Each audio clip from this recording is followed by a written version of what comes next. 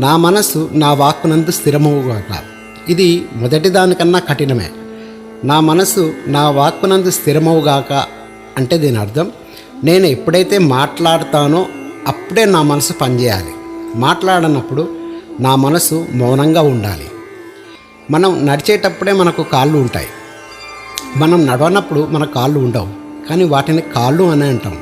ఎందుకంటే పని గడవటానికి, సంబోధించడానికి కోసం నడిచే వాటినే కాళ్ళు అంటాం. నేను కాళ్ళతో నడుస్తాను. అలాగే మన ఇంద్రియాలన్నింటికి ఉన్న పేర్లన్నీ క్రియారూపాల పేర్లే. మనం చూస్తున్నప్పుడే కళ్ళు ఉంటాయి, చూడకుండా కళ్ళు మూసుకొని ఉంటే నువ్వు గుడ్డివాడవే. అలాగే మన మనస్సు కూడా అది ఎప్పుడు ఉపయోగంలోకి వస్తుందో అప్పుడే మనస్సు ఉన్నట్టు. అది ఉపయోగంలో లేని సమయంలో మనస్సు శూన్యమే. బజార్లో నడిచే వాళ్ళని చూడండి, ఇది మీకు తేలికగా అర్థమవుతుంది. చేతులు ఊపుతూ తనలో తనే మాట్లాడుతూ నడుస్తుంటాడు. ముఖంలో హావభావాలు క్షణక్షణానికి మారుతుంటాయి. ఎప్పుడైతే మాట్లాడాలనుకున్నామో అప్పుడే మనస్సు అవసరం, మిగతా సమయాల్లో మనస్సు అవసరం లేదు. కానీ మనం చేసే పనులు చాలా గమ్మత్తుగా ఉంటాయి. కుర్చీలో కూర్చొని కాళ్ళను ఊపుతుంటాం. ఎవరన్నా ఏం చేస్తున్నావని అడిగితే కాళ్ళు ఊపడం మానేస్తావు. ఏం కూర్చొని పరిగెడదాం అనుకుంటున్నావా, లేదా కాళ్ళకేమైనా పిచ్చి పట్టిందా? ఇలాగే మనం మాట్లాడుతూ ఉంటాం. వాక్కు బయట అవసరం లేనప్పుడు, ఒకవేళ బయట అవసరం లేనప్పుడు వాక్కు నీలో నీవే మాట్లాడుకునే ప్రయత్నం చేస్తావు. ఎవరూ దొరక్కపోతే నీతో నీవే మాట్లాడుకుంటావు.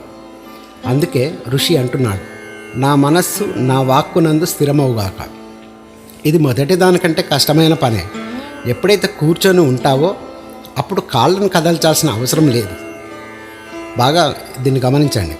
ఎప్పుడైతే కూర్చొని ఉంటావో నీ కాళ్ళను కదలాల్సిన అవసరం ఏమాత్రం లేదు. అలాగే ఎప్పుడైతే పడుకొని ఉంటావో శరీరాన్ని నిలబెడతావా? శరీరాన్ని నిలబెట్టవు కదా. అలాగే మాట్లాడాల్సిన అవసరం లేనప్పుడు మనస్సు మౌనం, శూన్యం అయిపోవాలి. ఈ సాధన చేయాలంటే ముందుగా మొదటి దాంతో ప్రారంభిద్దాం. మన వాక్కు మన మనస్సునందు స్థిరమవ్వాలి. మనస్సులో ఏముందో అదే వాక్కు అయినప్పుడు 90% అనవసరంగా మాట్లాడడం, అబద్ధాలు మాట్లాడడం. 90% మాట్లాడేది వ్యర్థ వాక్కులే. ఈ వ్యర్థం వల్ల ఎంత ఉపద్రవమో దాన్ని లెక్కగట్టలేము. ఆ వ్యర్థం అంతా తొలగిపోతుంది. అప్పుడు మన వాక్కు టెలిగ్రాఫిక్ అవుతుంది. ఉత్తరం వ్రాయరాని వాడే సుదీర్ఘంగా రాస్తాడు. మాట్లాడడం తెలియని వాడే సుదీర్ఘ ప్రసంగాలు చేస్తాడు. ఎప్పుడైతే వాక్కు మనస్సులో స్థిరమవుతుందో వాక్కు టెలిగ్రాఫిక్ అవుతుంది. వ్యర్థం అనేది అసలే ఉండదు, అన్నీ రత్నాలే. రెండవది సాధించాలంటే మొదటి సాధించాలి. వాక్కు మనస్సునందు స్థిరమైతే వ్యర్థం వేరుపడి సార్థక వాక్కు ఉంటుంది. అప్పుడు మాట్లాడాలి అనుకున్నప్పుడే మనస్సు ఉంటుంది. కానీ మీరు చిన్న చిన్న విషయాలను కూడా చాలా ఆలోచిస్తారు. ఎందుకు ఆలోచిస్తారంటే మీ మీద మీకు నమ్మకం లేదు. మీ వాక్కుకు మీ మనస్సుకు అవినాభావ సంబంధం లేదు. అందుకే ప్రీ ప్లాన్, రిహార్సల్ చేసుకుంటుంటారు.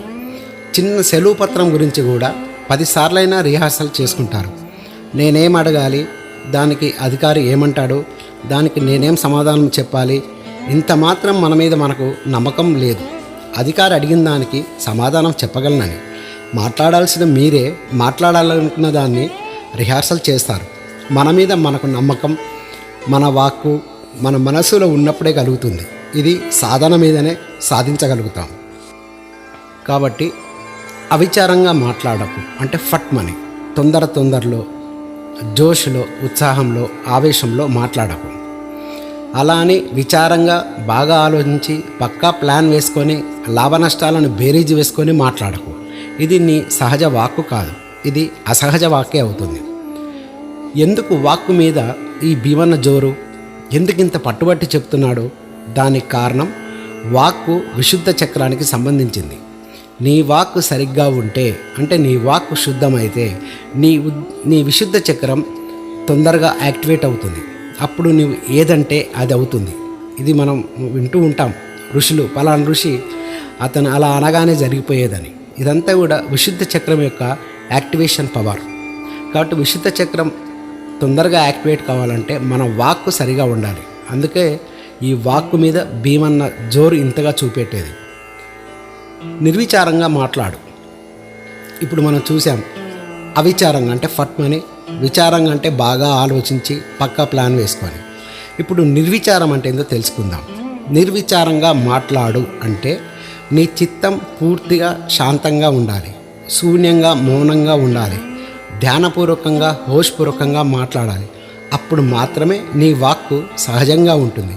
అంటే నీ లోపల నీ నోటి ద్వారా వచ్చేది రెండూ ఒకటే అవుతాయి. తర్వాత నీవు పునః పరిశీలించుకోవాల్సిన అవసరం రాదు. దీనినే బుద్ధుడు సమ్యక్ స్మృతి అన్నాడు.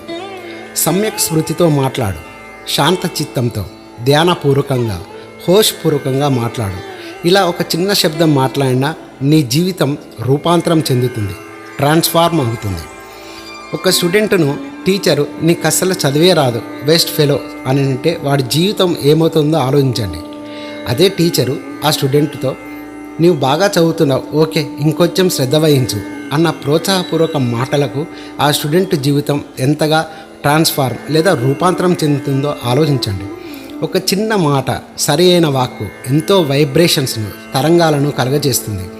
చిన్న మాటే ఇతరులను మిత్రులుగా కానీ శత్రువులుగా కానీ చేస్తుంది. వాక్కులో ఒక అతి ఫట్మని అవిచారంగా ఏమాత్రం ఆలోచించకుండా జోష్లో ఆవేశంతో మాట్లాడడం.